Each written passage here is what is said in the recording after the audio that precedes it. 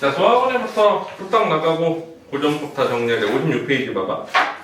근데 교과서에 나오는 거는 이제 소학원의 50 고전법 교재는 56페이지. 그리고 뭐 다른 건 한번 찾아봐. 소학원에 저것만 있는 거, 프린트로 돼 있는 거 한번 봐봐. 소학원에 어디 있는지. 제일 앞에 것만 나갈게. 자, 소학원에가 번역된 건 선조 20년이니까 언제야? 중세국어 거의 막바지야. 1592년 임진왜란이 이제 근대국어인데 그 이후가 1587년이면 뭐 5년 전이잖아.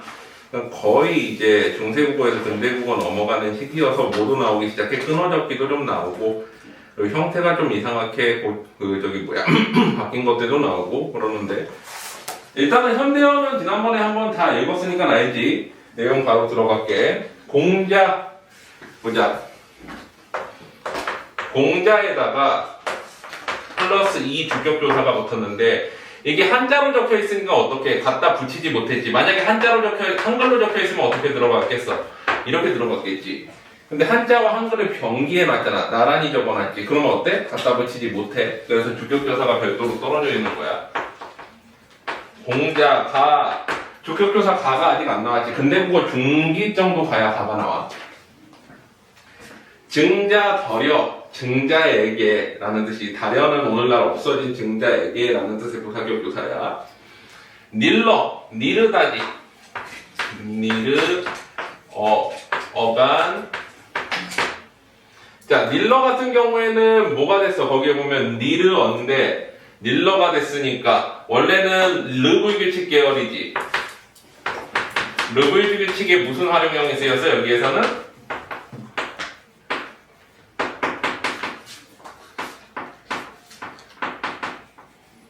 리을 활용형이 쓰였지. 그 다음에 뭐가 아직 안 됐어? 도움법칙이 안 됐고 이어적기가 돼 있지.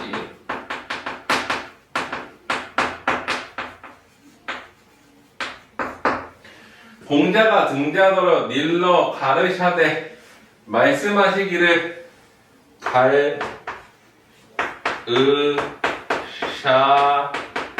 어디지? 어간 매개모음 주체높임. 샤는 주체높임 중에서도 모음어미 앞이지. 그래가지고 오가 생략돼 있어가지고 오대 뭐뭐 기르리지. 말씀하시기를 몸이며 여기 끊어적기 됐지. 원래 이어적기 쓰는데 중세국어에서는 여기 중세국어 말기라 몸이며 뭐야 끊어적기 돼 있지. 얼굴이며 얼굴은 여기서 뭐야 몸 전체를 의미하지. 나중에는 얼굴, 페이스에만 해당하는 경우로 바뀌지. 의미 축소가 되는데 의미 축소가 지금 일어났어? 아직 안 일어났지. 요걸로 표현한 거지. 얼굴이며 머리털이며 살흔. 살은 뭐야? 히읗종성 체언이라 히읗이 들어가 있지. 조사가 붙을 때만 튀어나와. 단독으로 쓰일 땐 히읗 없는 거 알지? 단독으로 쓰일 땐 히읗 없어. 조사가 붙을 때만 튀어나오지. 그래서 히읗 종성 체언에다가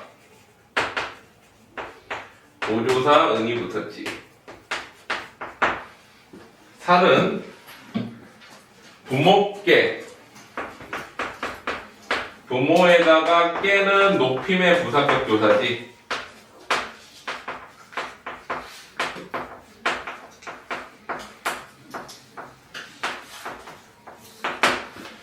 부모께 받자온 깨 부사어를 높이기 위해서 이거를 높이기 위해서 뭐를 썼어? 받다에다가 잡은 원래는 이 형태지. 어간에다가 객체 높임 선언한 어미 그 다음에 관형사형 어미지. 관형사형 전사 어미.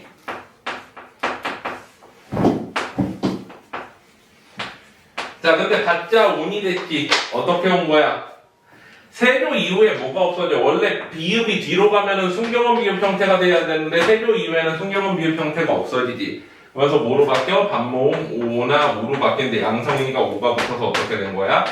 받자 운이 된 거지.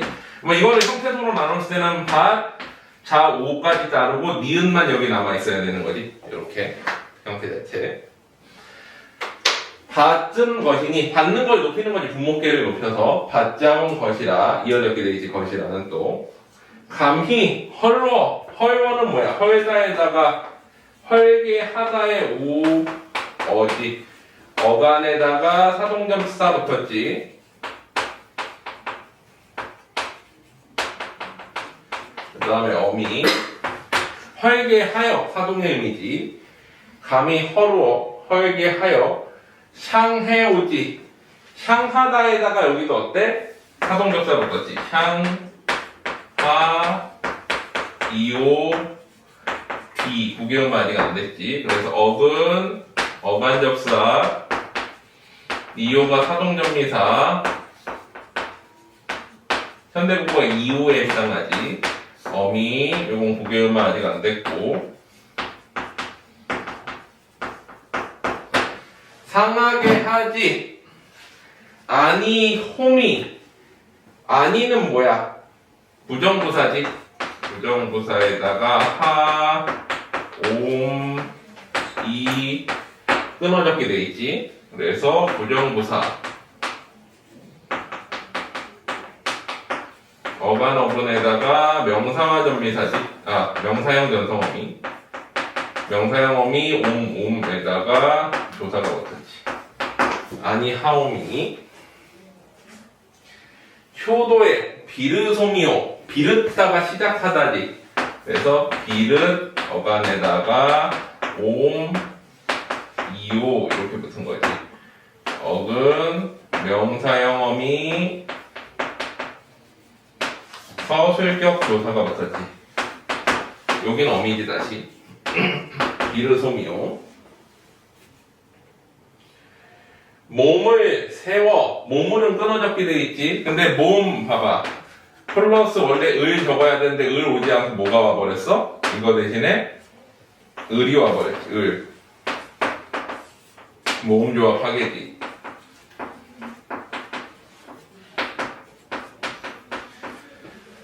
몸을 세워 원래 서다인데 단모음 안 됐으니까 서다겠지. 셔 이유 사동전미사 이렇게 된 거지. 어간 어근 사동전미사 어미 이렇게 몸을 세워 도를 행하여 도를 일홈을 다 뭐야? 모음 조합하게 됐지. 행하야 일홈이 이제 이름이지. 이놈 을도 어때? 모음 조합하게 됐지. 원래 이걸 적어야 되는데 이거 안 적고 이걸 적었으니까.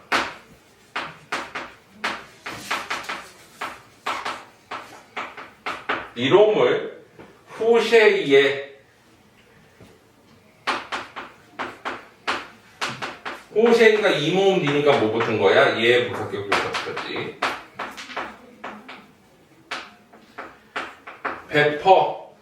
베프다에다가 어가 붙어서 은탈락했지.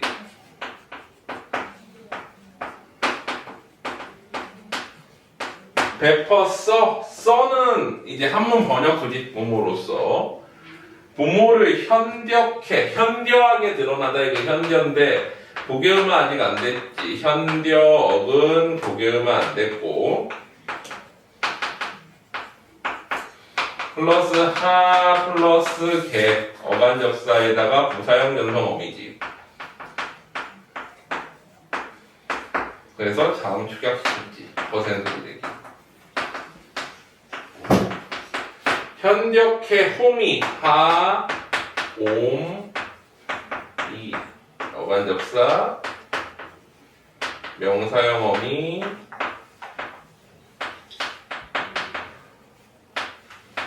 주격조사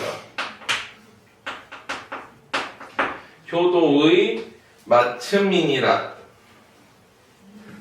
마치다에 맞다에다가 그 다음에 명사와 전미사 인이라 부사격 조사네. 아니 서술격 조사 어간 어근 명사와 전미사 이건 명사가 됐다라고 보는 거지. 마침 할 때 서술적 조사.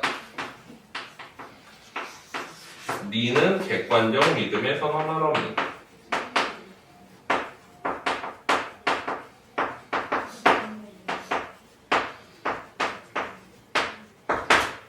듣니? 자, 중세국어 19페이지부터 한번 보자. 자, 중세국어는 이제 고려건국부터 조선 중기 1592년까지인데 사실상 기록이 남아있는 거는 1443년 한글말 책법 창제 이후지.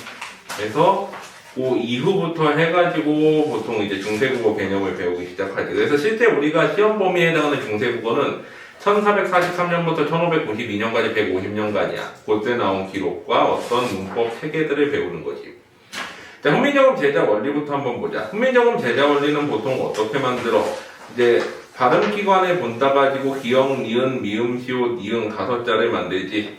봐봐.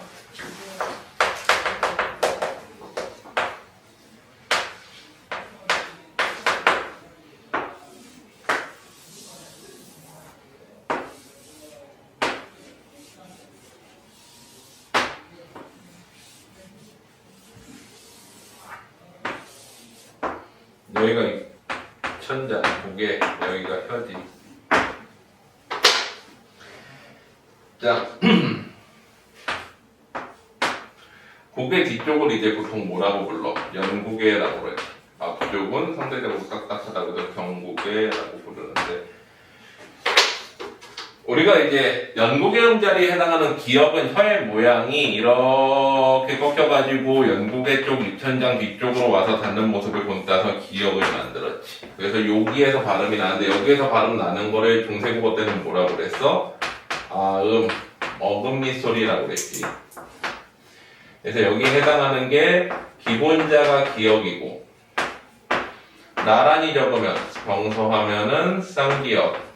그 다음에 가획, 획을 더했을 때 히읗. 그 다음에 이체자로 뭐가 있어? 예디응이 있지. 이건 받침 이응 소리지.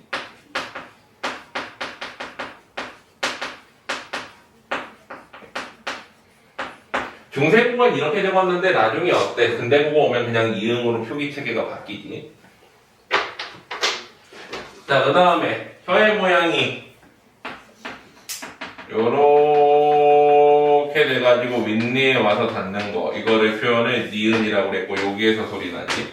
그래서 얘는 뭐라고 그래? 설음이라고 그러지. 혀 서자 써가지고 설음에 해당하는 거 기본자가 니은이지.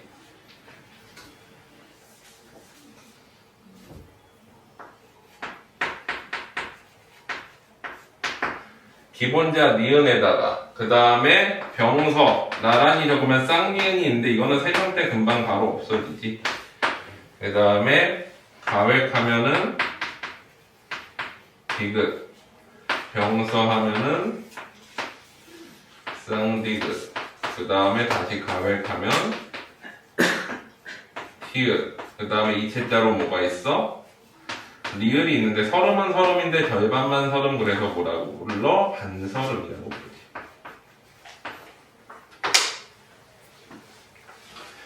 자, 그 다음에 이의 뾰족한 모양을 본따서 만든 또 다른 여기에서 나오는 소리가 뭐야? 치음이지. 치음은 이치자지. 그래서 기본자가 시옷, 나란히 적으면 쌍시옷. 그 다음에 가획하면 지읒, 나란히 적으면 쌍지읒. 가획하면 치읒. 이체자로 치음은 치음인데 절반만 치음. 그래서 세모에 해당하는 반치음이 있지. 그리고 얘네들은 나중에 어떻게 돼? 뒤로 밀리지.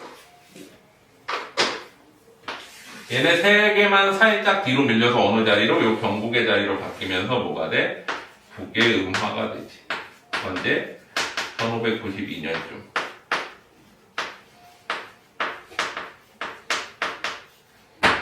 이렇게 되는 거지. 자, 그 다음에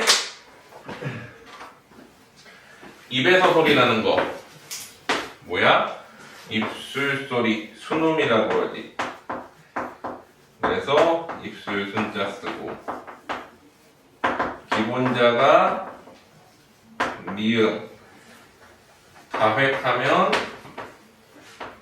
비읍, 병서하면 쌍비읍, 가획하면 피읍이고 여기다가 밑에 이응 적어주면 어때? 입술을 무는 소리인 순경음이 되지. 자, 순경음은 보통 우리말에는 순경음 비읍이 있고 그 외에는 뭐가 있어? 동국정원식 한자음 표기법 해가지고 중국 발음 표기하기 위해서 쓴 것 중에 순경음 미음, 순경음 피읍, 순경음 쌍비읍 따위가 있고 우리말에서는 이 V 발음에 해당하는 순경음 비읍뿐이었는데 이게 쓰이는 경우가 딱 두 가지 있었지. 뭐야? 어간의 마름의 비읍 그리고 두 번째는 객체 높임 표현의 습, 즉, 읍 내지는 삽자밥이라고 발음하기도 하는데 얘네들이 어때? 뒤에 뭐를 만났을 때 플러스 모음 어미를 만났을 때 뭐가 튀어나와? 순경음 비읍이 튀어나오지. 여기 기억나? 그래가지고 예를 들면은 새롭다에다가 아를 붙이면 어떻게 돼? 새로봐. 그러다가 나중에 뭐로 바뀌는 거야? 순경음 비읍이 소멸되면은 새로와가 됐다가 모음조화가 파괴되면은 새로워가 되는 거지. 이렇게. 또 아까 우리 시험 범위 숙제에 나왔던 받잡다 같은 경우에도 받잡아 하면 어떻게 돼? 받잡아가 됐다가 순경음 비읍 없어지면 받잡아가 됐다가 이렇게 가는 거지. 마지막으로 목구멍에 동그란 모양을 본따서 만든 호음, 목청 소리라고 하지. 호음의 기본자는 이응인데 얘는 실제로는 어때? 소리가 없을 때 쓰는 거지. 그리고 병서하면 쌍이응인데 이거는 소리가 없고 뭐 할 때 쓴 거야? 사동피동 표현할 때 써줬지. 어떨 때 써? 세종어제음 민정음에 보면은 하다에다가 사동 표현 이에다가 열을 쓰면 어떻게 해, 여 해서 얘가 사동이 들어갔네 이렇게 표기를 해주는 거지. 이럴 때 쓴 거야. 요건 소리가 없어. 그 다음에 소리가 약한 소리 중에 가획해서 만든 열인 히읗, 그 다음에 다시 가획해가지고 히읗, 그 다음에 나란히 적어서 쌍이읒까지 있었는데 전부 세조 때 대부분 없어지지. 쌍이응, 쌍이읒, 순경음 비읍 이런 것들이 다 언제 없어져? 세조 때쯤에 다 없어지지. 됐니? 자음 체계도는 이렇고, 자 그래서 거기에서 이제 기본자, 가액자, 병서자, 이체자는 그렇게 구분하면 되는데 이제 소리의 세기에 따라 가지고 울림 소리는 뭐라 그래? 불청불탁이라고 그러지. 불청불탁. 맑지도 탁하지도 않은 소리. 그러면 예사 소리는 뭐야? 전청으로 맑은 소리. 거센 소리는 차청, 두 번째로 맑은 소리. 된 소리가 전탁인데, 잡아봐. 순서가 우리가 예사 소리, 된 소리, 거센 소리 이렇게 가잖아, 세기에 따라서.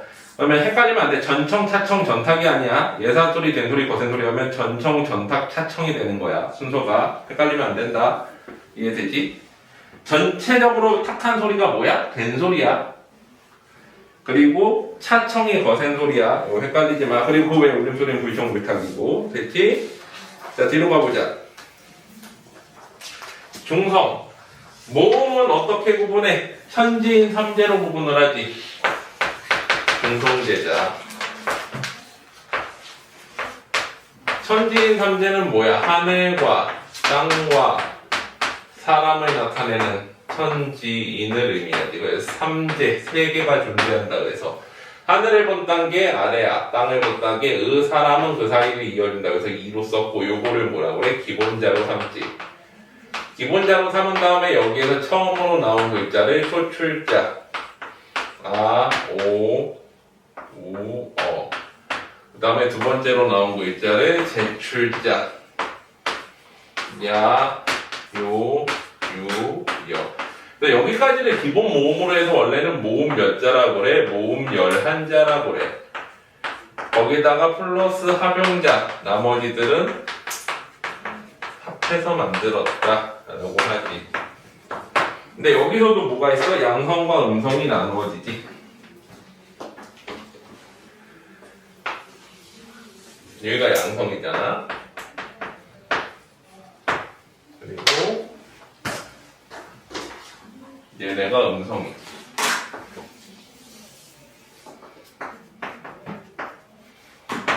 그 다음에 여기가 중성이지. 이렇게 나눠.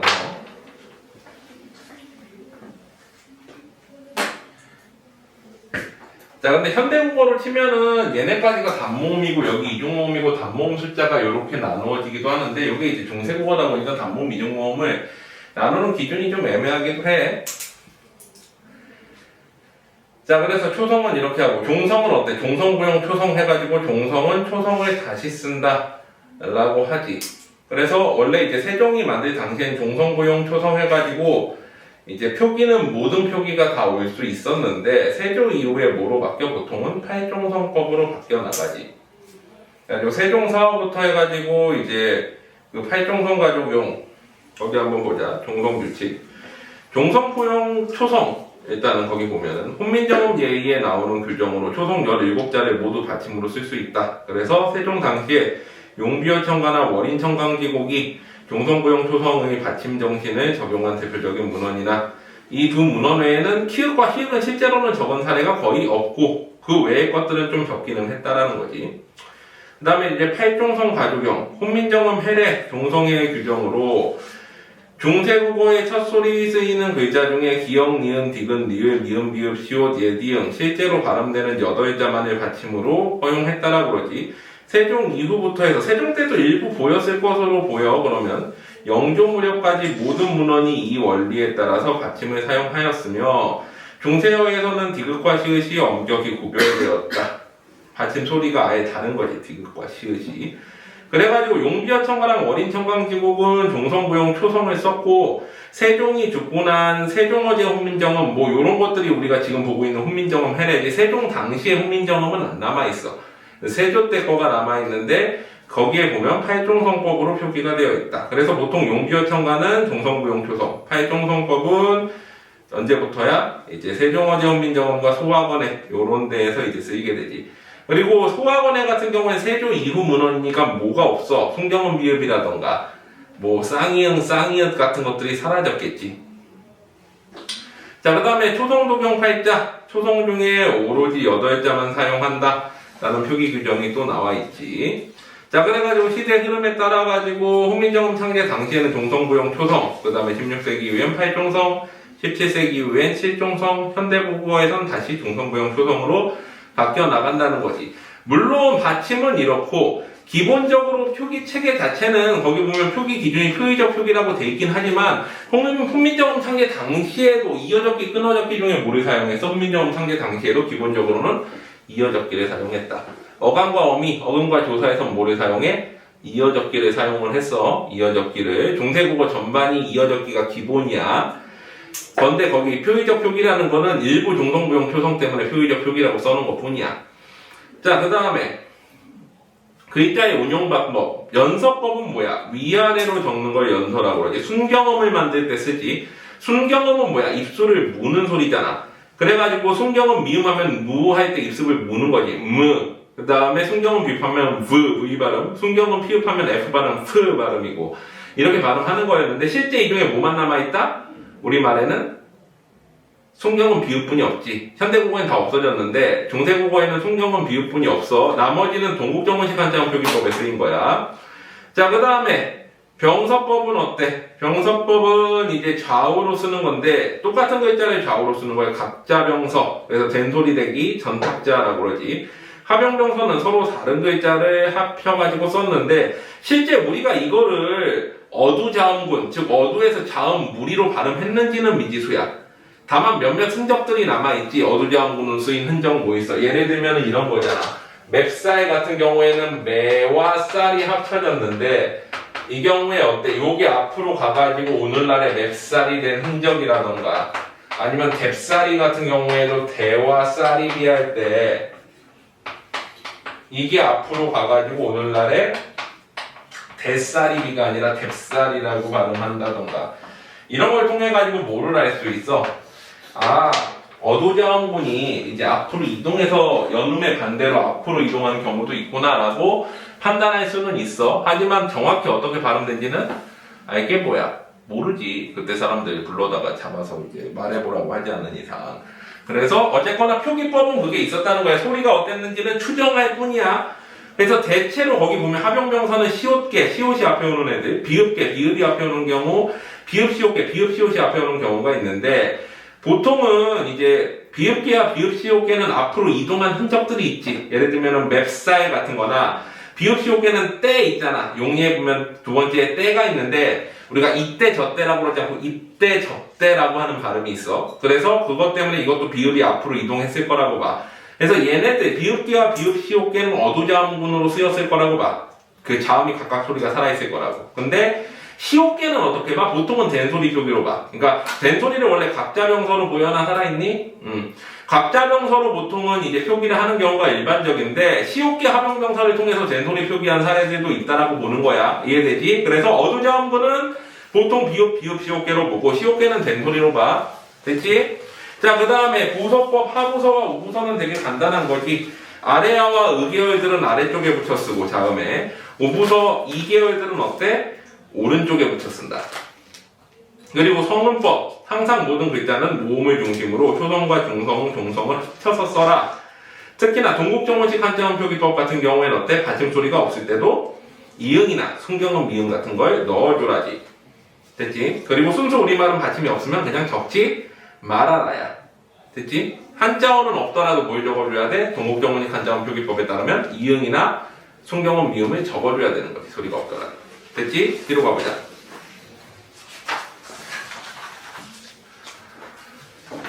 자, 표기 방법은 뭐야? 이제 어근과 조사 내지는 어간과 어미를 적을 때 소리 나는 대로 받침을 뒤로 보내서 적을 것이냐 연음된 방식으로 적느냐 그게 이어적기지. 혹은 오늘날처럼 연음은 발음은 연음하되 발음 아닌 표기는 원래 형태를 갖추어 적느냐 끊어적기. 혹은 중간에 근대국어 때 뭐가 나와? 거듭적기라고 해서 두 번 적는 게 나오는데 그러면 두 번 적으면 발음을 두 개를 다 했느냐? 실제로 근대국어 기록 중에 일부를 보면은 근대국어 기록에서 이제 받침소리와 초성소리 두 군데 다 적었을 때 두 군데가 따로 음운변동 나타난 현상들이 보이지. 그래서 요거 두 개를 다 발음했을 것이다 라고 추정을 해. 양쪽이 각각 음운변동이 일어나는 현상이 있으니까. 어쨌거나 그래가지고 이어적기, 거듭적기, 끊어적기를 했는데 간단히 정리해보면 중세국어는 어때? 훈민정음 창제 때부터 기본적으로 이어적기야. 이어적기. 현대국어는 끊어적기지. 그러면 근대국어는 어때? 이어적기, 거듭적기, 끊어적기가 세 개 다 나오는 개판 시대였다 라고 생각을 하면 되는 거지. 됐지? 여기까지. 물론 중세국어도 끝부분 가면 뭐가 나오기 시작해? 끊어적기가 나오고 근대국어 가면 거듭적기까지 나타나는 거지. 자, 그 다음에 사이소리. 사이소리는 우리가 기본적으로 오늘날 남아있는 건 사이시옷인데 근데 그 외에 문헌에서 보면은 사이시옷의 표기 발음이 달랐거나 혹은 경우에 따라서 앞뒤 문맥에 따라 앞뒤 조건에 따라 가지고 어때? 별의별 게 다 쓰였지. 기역이 들어가기도 했고 디귿이 들어가기도 했고 비읍이 들어가기도 했고 여러 가지가 다 들어갔어. 그래서 뭔가 특별한 한자어나 뭐 이런 거 사이에 어떤 특정 자음이 하나가 혼자 들어가 있다 그러면 뭐로 생각하기 쉬워? 사이소리라고 생각하면 돼. 대체로 그래.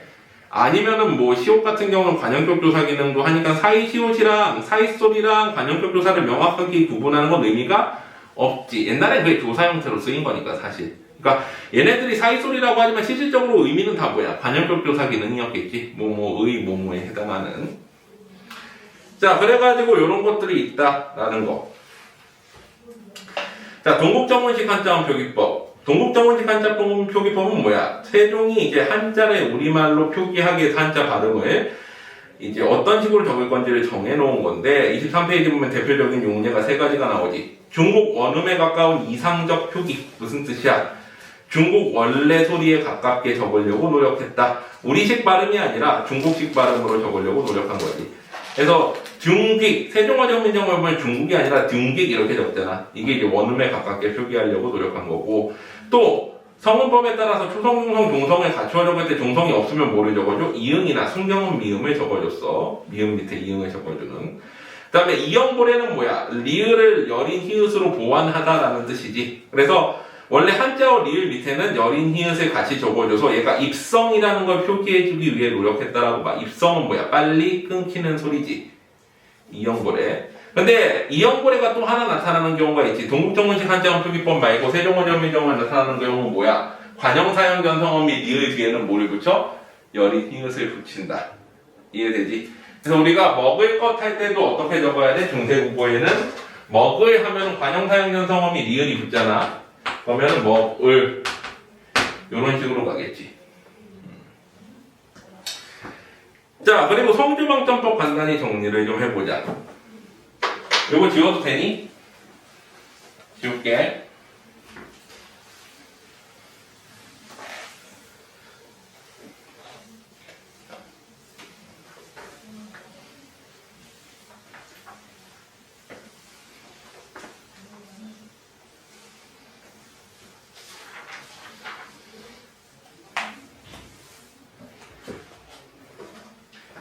자, 성조는 기본적으로 우리가 사성조가 있다라고 배우는데 중국에 이제 사성조를 본다서 사성조를 만든 거고, 엄밀히 말하면 우리말의 성조는 6가지야. 입성이냐, 입성이 아니냐, 그리고 이제 평성, 고성, 상성은 높낮이에 해당을 하니까. 그래서 원래 이제 입성이 아닌 경우와 입성인 경우로 나누고, 입성인 경우는 뭐야? 우리가 울림소리가 아닌 기역, 디귿, 비읍, 시옷 받침으로 발음이 나는 애들들. 그리고 입성이 아닌 경우는 니은, 리을, 미음, 이응 혹은 모음으로 받침이 소리 나는 애들들.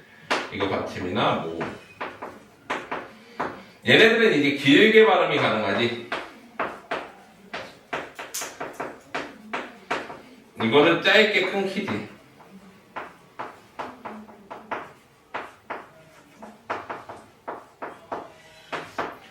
자, 그리고 입성에는 다시 3가지, 평성에, 아니, 입성 아닌 거, 입성인 거에 각각 3가지가 있지. 입성이 아닌 거에 소리가 이렇게 있을 때, 낮고 짧은 소리를 점을 안 찍고 평성이라고 부르지. 그 다음에 소리가 높고 짧은 소리를 점을 하나 찍고 거성이라고 부르지. 그 다음에 아래에서 위로 올라가는 소리를 뭐라고 그래? 점 2개를 찍고 상성이라고 그러는데 현대국어에서 얘는 뭘로 발음돼? 장음 형태로 발음되지. 그 다음에 입성 계열은 짧게 끊기겠지. 낮고 짧으면서 바로 끊기는 소리를 뭐라고 그래? 점 안 찍고 그냥 입성이라고 부르지. 높고 짧으면서 바로 끊기는 소리, 이것도 점 하나 찍고 그냥 입성이라고 불러.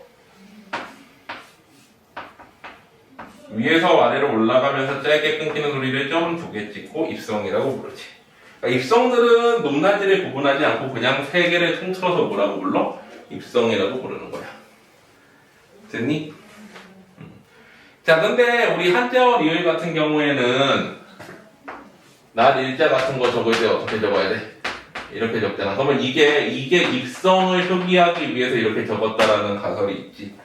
한자어 리을 발음은 짧게 끝나기 때문에. 또 관형사형견성음이 리을에다 여린 이을 붙이는 것도 절음보라고 그러잖아. 소리를 끊는. 그것도 입성 발음의 일종이라고 보기도 해. 이해되지? 자, 그 다음에 소실문자는 간단히 한번 보자. 자, 어떻게 돼? 10원을 가지고 산에 올라가서 사과를 먹었더니 씨만 남았다. 순으로 없어지지. 10원을 가지고 산에 올라가서 사과를 먹었더니 씨만 남았다. 문자 자체는 이렇게 없어지고 여린 이릇이 없어질 때 쌍이응, 순경음, 비읍도 같이 없어져. 얘네는 표기 체계가 없어진 거지 문자가 없어진 건 아니지. 이응이나 히읗이나 비읍 같은 건 남아있잖아. 자, 언제 없어져? 요렇게 끊어가지고 세조 이후에 없어지는데 여린 이읒은 보통 소멸, 쌍이응도 소멸하지. 쌍이읒도 소멸하고 혹은 5월 히읗으로 남아있고 얘는 어때? 오나 우 반모음 형태로 남아있지. 그 다음에 언제 없어져? 1592년. 1592년에 반치음 소멸하고 예디응은 그냥 이응 형태로. 그 다음에 아래아는 1933년에 표기가 없어지지. 표기 자체가 없어지는데 소리는 언제 없어져? 소리는 16세기 말에 빗소리부터 없어지고 그러면서 모음조화가 파괴되지.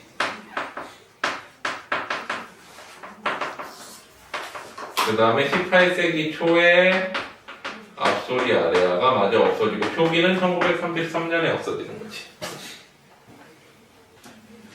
그래서 저런 소실문자의 종류는 우리가 이 문헌이 언제쯤 문헌인지를 알기 위해서 필요한 건데 사실 뭐 니네 이번에 중세국어만 다루니까 저거 나오진 않겠지만 상식적으로 알아도 수능에서 어차피 필요할 테니까 이번 수능 보면 알겠지만 원래 내가 그 얘기했잖아. 수능에선 중세국어에 의문론이 안 나온다고.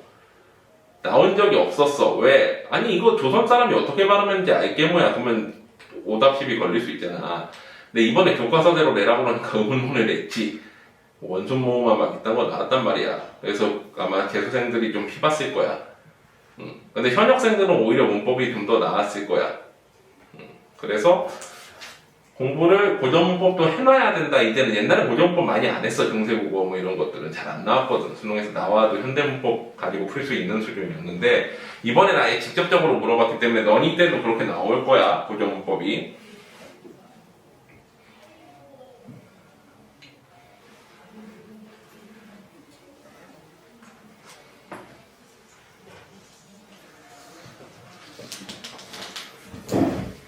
됐니? 자, 그 다음에 뒤로 넘어가 보자.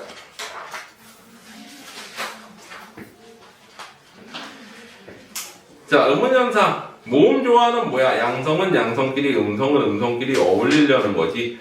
원래 현대국어 기준으로 봤을 때는 우리가 양성과 음성이 위아래로, 갑니다.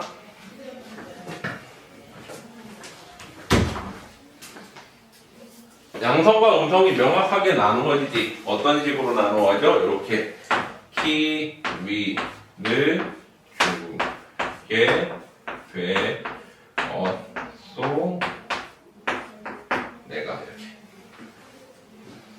자, 그래가지고 이렇게 나누어지지. 자, 그랬을 때 아래쪽이 양성이잖아.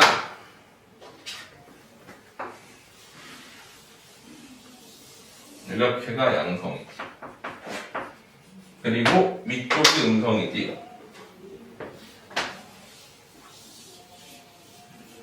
이렇게가 음성. 얘만 중성이지. 근데 아래아는 어디 있어? 아래아는 이 중설 모음 자리에 있었지 원래. 그래서 얘랑 이렇게 대립 때는. 중세국어 때는 요 체계가 아닌데 근대국어 오면서 거의 요 체계로 바뀌어. 양성과 음성의 세트가. 자, 그래가지고 요거를 양성은 양성끼리 음성은 음성끼리 지키는 경우들이 이제 모음조화인데 옛날에는 단어 내에서도 많이 쓰였지. 요즘은 단어 내에 뭐만 남아있어? 음성상징어, 의성어, 의태어에만 남아있잖아. 양성은 양성끼리, 음성은 음성끼리. 하지만 과거에는 어때? 그냥 단어, 말씀, 가루 이런 것들도 양성은 양성끼리, 음성은 음성끼리 썼지.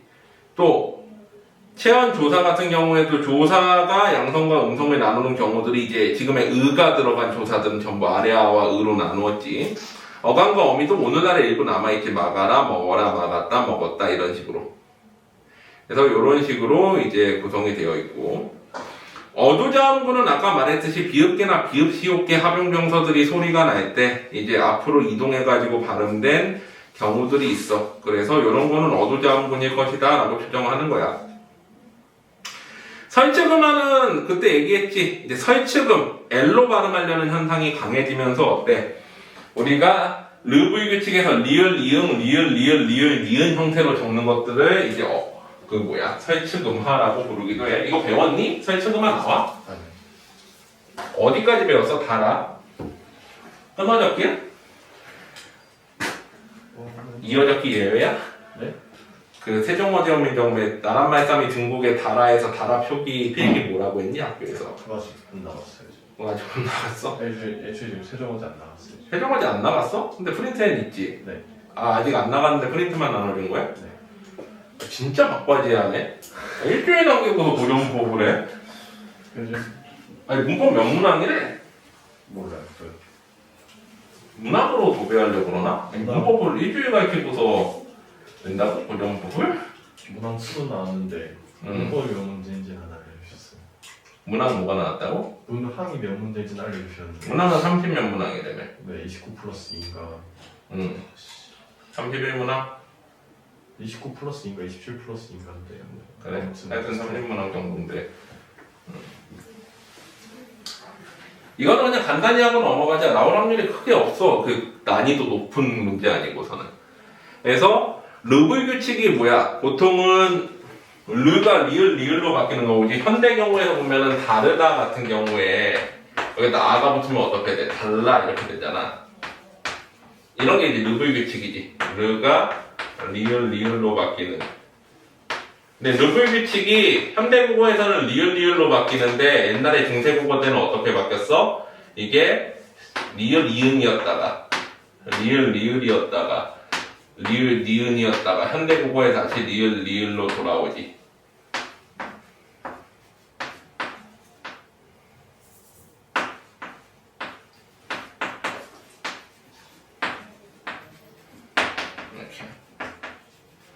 그래서 이 정도 알아두면 된다. 이거는 어디까지나 이 리을 발음을 뭘로 발음하기 위해서 L 발음으로 발음하기 위해서 설치금으로 발음을 지켜내기 위해서 나타났을 것이라고 추정해. 설치금화라고 얘기를 하지. 괜찮니 여기까지? 보현이는 요새 이제 설명만 하면 계속 보는 것 같은데 내일 나올 거야? 한 번 더 들어? 고정법 이게 총정리하는 게 오늘이 마지막이다. 다음 주에 직전하느라고 아마 시간 없을 거야. 자, 그 다음에 형태론. 원래 중세국어에서는 형태론이 메인인데 수능 기준으로 해서 일단 한번 보자. 자, 고경은 뭐야? 어떤 단어 뒤에 단어가 붙는 것, 즉 조사가 붙어가지고 변화하는 걸 고경이라고 그러고 활용은 어미가 바뀌는 경우지. 근데 이제 특수고경은 뭐야? 어떤 특정 어미가 붙을 때 아니지 특정 조사가 붙을 때 어근 뒤에서 히읗이나 기역이 튀어나오는 거를 특수고경이라고 그러지. 그래서 특수고경어 내지는 히읗이 튀어나오면 히읗고경어, 기역이 튀어나오면 기역고경어라고 부르지. 그래서 히읗고경어 내지는 히읗종성체언, 히읗받침체언이라고 여러 가지로 부르고 이거는 이제 조사가 붙을 때 히읗이 튀어나오는 경우지. 그래가지고 우리가 흔히 봤을 때 조사와 어근 사이에 알 수 없는 히읗이나 기역이 나오면 대부분 이거지. 이제 특수고경어 계열이야. 히읗 계열은 거기 보면 하늘, 땅, 길, 우, 내, 가을, 고을, 가을, 마을, 나라, 들으 뭐 해가지고 여러 가지가 있고 그래서 바다도 있는데 바다는 이제 바랄로 쓰일 때는 없고 바다에는 있어. 하늘이가 아니라 하늘희, 하늘은이 아니라 하늘흔, 하늘을이 아니라 하늘흘, 하늘희 이렇게 갔지. 그래가지고 히읗종성 체언에 남아있는 흔적은 뭐야? 암이 원래는 이제 히읗종성 체언 계열인데 암한테 딱 붙으면 원래는 조사가 붙을 때 튀어나와야 되지만 특정 어근이 붙을 때 히읗이 튀어나오면서 축약해서 뭐가 돼? 암탉, 수탉, 안팎 등이 만들어지지. 또 기역 덧붙임 체언 혹은 기역 덧생김 체언 뒤로 가보자. 자, 기역 덧생김 체언 같은 경우에는 어때? 보통은 나무, 구무, 연느, 불무, 재 등이 있고 자, 나무도 바윗돌도 없은 우리 그 시조도 제목도 그러잖아. 나무라고 돼 있지. 근데 나무도니까 기억이 안 튀어나온 거지. 이제 만약에 나무이 그랬으면 어떻게 됐어? 나무기 하다가 오가 탈락해서 뭐가 돼? 남기가 됐겠지. 그래가지고 거기 보면은 보통은 오나 우, 으 같은 단어들이 어떻게? 오, 우, 으가 탈락하고 기억이 붙는 경우들이 많아. 거기 보면 나무도 남기, 남근, 남글, 남계, 나무와 남기라 이렇게 들어가지. 나무와 같은 경우는 기억이 안 들어오지. 굼기, 굼굴, 굼기, 굼무와 굼기라 이렇게 들어가지. 그래서 거의 오가 탈락하는 경우가 많어. 기억이 튀어나올 때는. 자, 그 다음에 그 외의 거는 거의 안 나오니까 그거는 패스하고. 자, 격조사 종류는 되게 중요하지. 외워야 되지. 현대국어의 조사랑 더불어가지고 중세국어 조사는 기본적으로 암기가 돼 있어야 된다. 자, 현대국어에서는 주격조사가 이와 가가 대표적인데 중세국어에는 뭐가 없어? 가가 없지. 근대국어 돼야지 가가 튀어나오기 시작해. 그래서 중세국어 때는 뭐가 있다? 이만 세 종류가 있는데 하나는 받침이 있을 때 들어오는 이응이 있는 이, 또 받침이 없을 때 앞에 갖다 붙이거나 혼자 단독으로 쓰이는 그냥 이. 자, 이거 같은 경우에도 한글 같은 경우는 갖다 붙이고 한자 같은 경우에는 어때? 밖에 빼서 쓰지. 어쨌거나 받침이 있으면은 이응 적고 받침이 없으면은 이응 안 적는 거야. 그 다음에 주격조사 생략은 이모음 뒤에 붙을 때에는 어떻게 돼? 주격종사가 생략되는 거지. 그래서 이 세 가지가 있지. 자, 그 다음에 27페이지에 가면 관형격조사가 나오지. 관형격조사 같은 경우에는 뭐뭐의에 해당하는데 현대국어 뭐뭐의랑 동일하게 의가 있고 아래야 의, 그 다음에 그냥 의가 있지. 얘네들은 뭐 했어? 유적명사, 살아있는 단어한테 쓰지. 철수 같은 경우 어때? 철수의가 돼야 되겠지. 근데 책의 하면 어때? 책의가 아니라 책시옷 보통 이렇게 갖다 붙이지. 그래서 무적명사 뒤에는 뭘 썼어? 오늘날의 사이시옷으로 발전한 관형격조사 시옷이 쓰였지. 얘네들도 마찬가지야. 한자어 같은 경우는 밖으로 빼서 쓰지. 산시옷세 이렇게. 여운한 골족에서는 여운한 골시옷 쪽 이렇게 갖다 붙여 써버리지. 오늘날에는 사이시옷이 어떻게 들어가? 받침이 있으면 못 들어가는데 옛날에는 받침이 있어도 사이시옷이 그 뒤에 갖다 붙었어 그냥. 그래가지고 이제 쓰였지. 자, 그 다음에 관형격조사 이는 특별한 경우만 쓰였는데 주격조사랑 헷갈리면 안 되지. 나 플러스 이, 너 플러스 이, 저 플러스 이 해가지고 네, 제 세 가지 경우에 쓰였는데 자, 이 경우에는 어떻게 할 수 있어? 보통 중세국어 같은 경우는 수능형 문제는 현대어 풀이를 같이 더해가지고 넣지. 그렇기 때문에 어때? 이제 이게 주격인지 관형격인지 볼 수 있는데 중세국어로만 돼 있으면 의미를 해석해가지고 이게 관형격인지 주격인지를 구분해야 돼. 나 플러스 이, 너 플러스 이, 저 플러스 이가 주격인지 혹은 관형격인지. 자, 그 다음에 부사격 조사는 워낙 종류가 많잖아. 현대국어에서도 에 들어간 것들은 거의 다 부사격 조사지. 거기도 종류가 되게 많은데 그냥 대표적인 것만 보면은 양성은 당연히 아이, 에를 쓸 거고 음성은 어이에 이모음 뒤에는 예를 쓰는 요게 대표적이고 나머지는 어차피 다 못해요. 너무 많아서 이런 건 직접 물어보지도 않아. 그래서 부사격 조사 종류가 그 정도 있다라는 거. 그 다음에 뒤로 가보자. 자, 28페이지 목적격 조사 같은 경우에는 어때? 을을 아래아를 이렇게 해가지고 네 가지로 쓰지. 받침이 있고 없고 양성인지 음성인지에 따라가지고. 복격조사도 어때? 주격조사랑 동일하고. 서술격조사는 보통 이다 대신에 이라를 많이 쓰지. 뭐뭐이다, 뭐뭐이다 대신에. 복격조사는 뭐만 달라? 아, 야는 똑같은데 높임을 뭐를 써? 하를 쓰지. 닝금 하를 쇼쇼해서 용비어천가 125장에 나오지. 자, 여기까지 해서 이제 격조사 종류는 다 암기되어 있어야 된다. 격조사 종류는 성윤아 암기되어 있어야 되지. 격조사 종류 암기되어 있어야 돼. 자, 높임법 보자.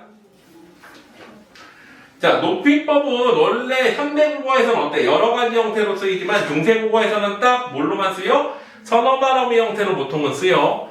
물론 중세국어라고 해서 깨가 없는 건 아니지. 깨는 있긴 해. 부사격조사 높임에 깨는 이렇게 쓰지. 이렇게 쓰잖아. 높임의 부사격조사. 근데 그 외에는 보통은 선어말음의 형태 혹은 특수어휘로 높였는데 일단은 주체 높임은 뭐야? 주어를 높일 때 쓰지. 그러면 주어가 뭔지 알아야 되겠지. 주어는 이, 가가 붙는 애들인데 중세국어에서는 이가 붙는 애들이지. 주체 높임을 하기 위해서는 뭘 써? 시, 샤를 쓰는데 시는 어디에 써? 자음어미 앞에 쓰고 샤는 모음어미 앞에 쓰지.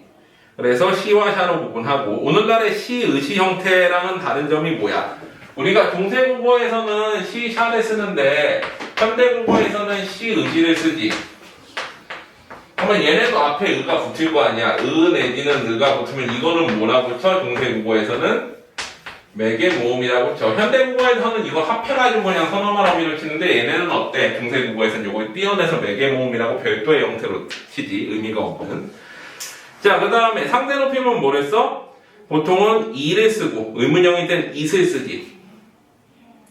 그래가지고 뭐뭐 니다, 현재형은 나이다, 미래형은 리다를 쓰고 의문형 현재는 이제 의문형 현재 같은 경우는 나잇가, 과거는 니잇가, 미래는 리잇가를 쓰겠지. 이런 식으로 해가지고 이나 it을 쓴다. 상대 높임 같은 경우에는. 그래서 오늘날에 뭐뭐 씁니다 뭐 이런 거에 해당하는 경우야. 어마어미를 높이는 경우와 비슷하지. 객체 높임은 뭐 써? 많이 봤지? 습즈법을 쓰지. 습즈법. 비읍, 기역, 시오, 티읕 뒤에는 습, 지읒, 치읒, 티읒, 디귿 뒤에는 즉. 그 다음에 울림소리나 이제 울림소리 뒤에는 읍을 쓰지. 울림소리는 이제 모음도 포함되지 거기에.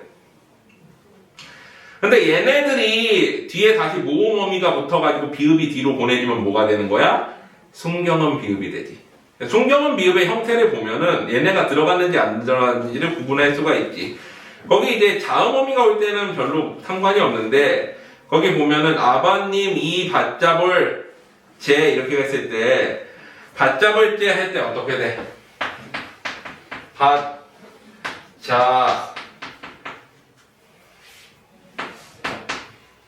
리을 여린이은 이렇게 있으면 뭐야? 아 이거 관형사형 전성어미구나. 이렇게 있으면 어때? 여기 앞으로 가가지고 객체 높임이 되는구나 라는 거를 딱 캐치할 수 있어야 돼. 순경음 비읍이 나오면 둘 중에 하나라고 그랬지. 어감 비읍이 뒤로 갔거나 아니면 뭐야? 습제법 객체 높임 비읍이 뒤로 갔거나 둘 중에 하나야. 어느 이해돼?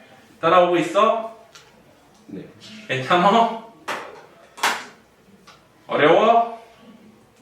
어렵지? 외워야 되는데? 일단은 이거 이번 주에 다 한번 읽어봐 다시. 직전 때는 프린트 가지고 다시 한번 정리해 줄게. 프린트 그 보고서 한번 다시 정리해 줄게. 거기가 좀 더 간단하게 돼 있을 거니까.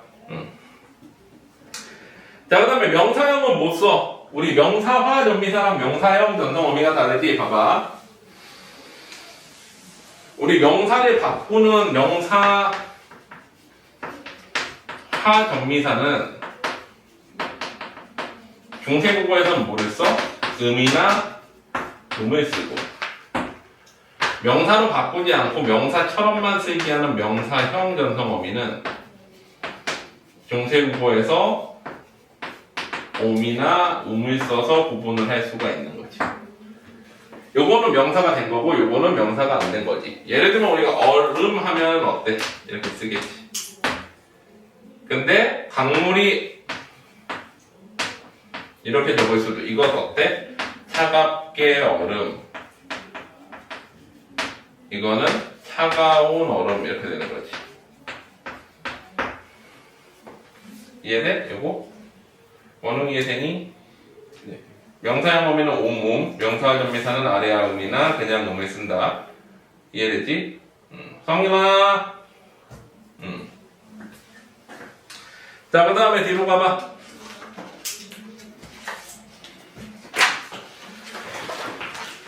자, 의문형 어미는 외우라고 그랬지. 어떻게 외우면 돼? 자, 경상도 한번 생각해봐. 먹고 학생이가 하면은 먹고는 뭐야? 먹고 설명의문문이지. 고뇨료 설명의문문. 학생이가 판정의문문이지. 간여료 판정의문문. 그리고 2인칭일 때는 뭐를 썼어? 는다, 니은다 형태를 쓰기도 했어. 너는 밥을 먹었는다. 너는 공부를 한다. 이런 식으로 물어보기도 했다라는 거야. 이해되지? 자, 그 다음에 선어말음이 오우가 쓰이는데, 이게 1인칭 주어일 때 선어말음이 오우가 쓰이기도 하고, 또 의도형 선어말음이 오우도 있기도 했어. 그래서 그런 것들이 있었다는 거 알아두고. 주요 고어는 예전에 한번 테스트 했었지, 기억나? 외우고 있어야 된다, 웬만큼. 그래야 고전법 푸는 게 좀 수월해. 그 다음에 의미 이동과 의미 축소 개념 알고 있으면 되지. 어여삐는 어때? 의미가 이동해서 불쌍하게 해서 어여삐, 예쁘게로. 어린도 어리석다 해서 어리다. 의미 축소 같은 경우에는 어때? 의미가 줄어든 거지. 놈은 보통 사람에서 남자를 비하하는, 얼굴은 몸 전체에서 앞면, 페이스로 바뀐 거지. 그래서 이 정도까지 하면은 이제 중세국어는 끝났지? 근대국어는 차이점 위주로만 정리해보자. 자, 근대국어로 가보자. 뒤에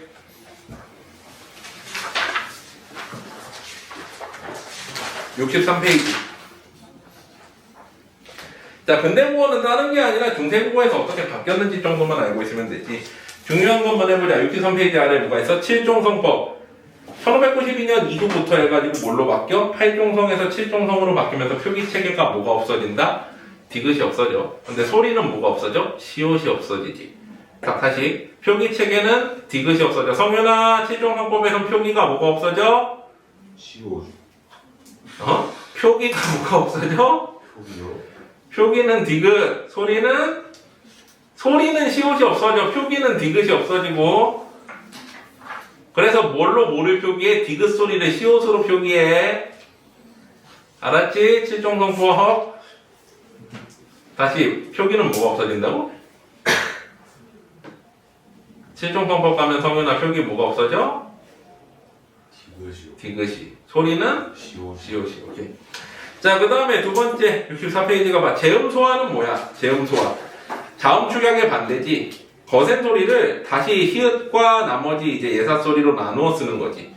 그래서 예사 소리가 앞에 오고 히읗이 뒤에 오는 형태로 해가지고 음소로 다시 나눈다. 그래서 재음소화라고 보통은 얘기를 하는 거지. 그래서 재음소화 형태는 거의 근대국어 중기에 나타나.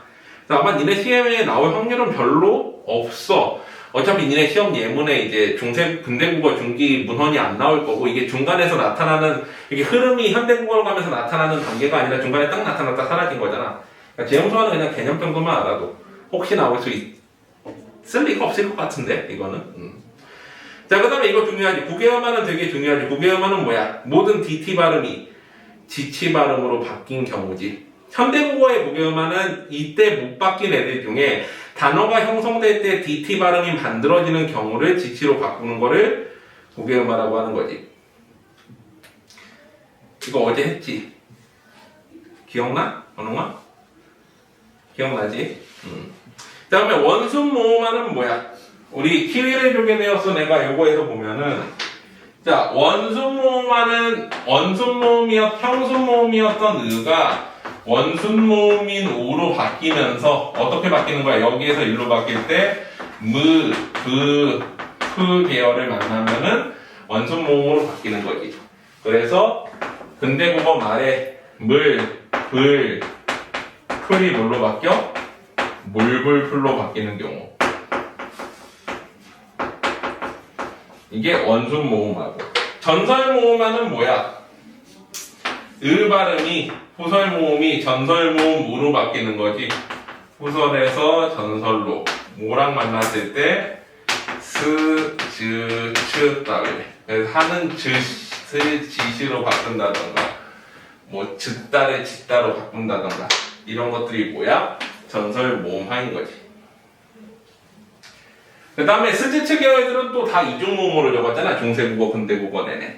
그러다가 단모음으로 바뀌는 게 언제야? 단모음화되는 1933년. 이거는 뭐 현대국어 거의 들어와가지고 바뀌는 거니까 단모음화가 일어나고. 된소리대기는 일종의 강화현상이라고 해서 오늘날의 된소리대기 23항부터 28항 내용이 아니지. 이거는 이런 거잖아. 우리 자장면이 아니라 짜장면으로 발음하는 게 좀 더 맛있어 보이니까 짜장면하고 표준어가 짜장면 되는 경우인 거지. 그래서 거기 보면 사오다가 아니라 싸우다, 곳이 아니라 꽃, 불휘가 아니라 뿌리, 이렇게 바뀌는 강화 현상들이 된소리대기.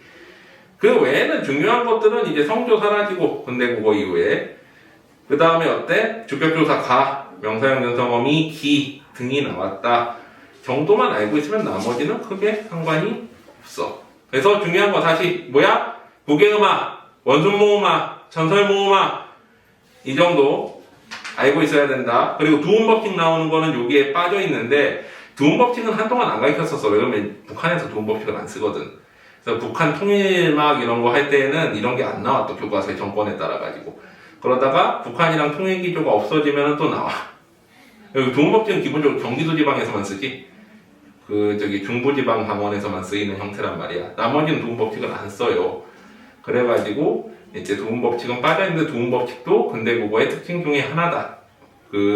중부지방을 중심으로 해가지고 나타나기 시작을 해. 두음법칙이 뭐야? 로인이 아니라 노인, 여자가 아니라 여자, 뭐 이런 거 이제 리씨가 아니라 이씨로 가는. 그래서 그거까지 알아두면 된다. 됐지? 모르겠는 거? 됐니? 오케이, 테스트 보자.